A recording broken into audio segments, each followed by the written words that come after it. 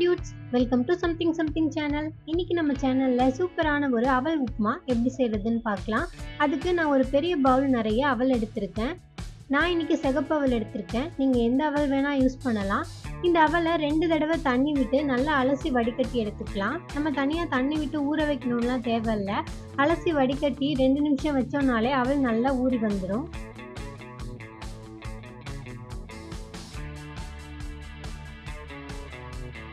இப்போ stove on பண்ணி ஒரு கடாய் வச்சு ஹீட் பண்ணிக்கலாம்.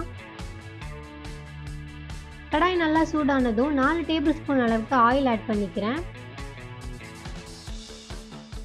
ஆயில் நல்லா சூடானதும் 1/2 டீஸ்பூன் அளவுக்கு கடுகு, 1/2 டீஸ்பூன் அளவுக்கு உளுத்தம்பருப்பு சேர்த்துக்கலாம்.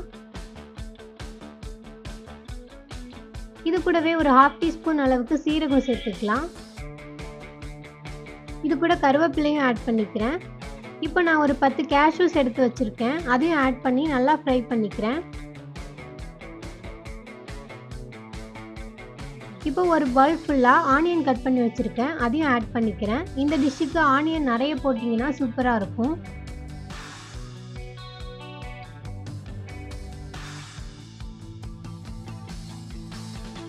இப்போ 2 க்ரீன் சில்லிஸ் கட் பண்ணி வச்சுருக்கேன். அதையும் ஆட் பண்ணிக்கிறேன். இப்போ ஒரு சின்ன பீஸ் இஞ்சி கட் பண்ணி வச்சுருக்கேன். அதையும் ஆட் பண்ணிக்கிறேன். இதுக்கு தேவையான அளவுக்கு உப்பு ஆட் பண்ணிக்கலாம்.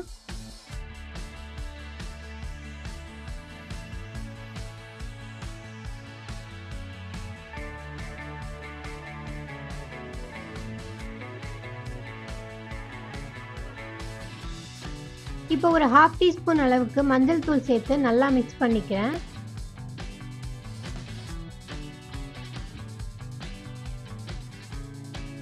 இப்போ நம்ம அலசி வடிகட்டின அவல் இது மாதிரி உதிரி உதிரா வந்திருக்கு. இதையும் இது கூட ஆட் பண்ணி நல்லா மிக்ஸ் பண்ணிக்கலாம்.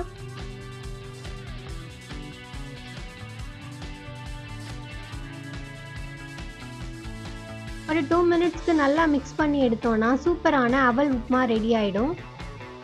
இதே மாதிரி நீங்களும் செஞ்சு பார்த்துட்டு எப்படி இருந்துச்சுன்னு கமெண்ட்ல சொல்லுங்க. தேங்க்யூ.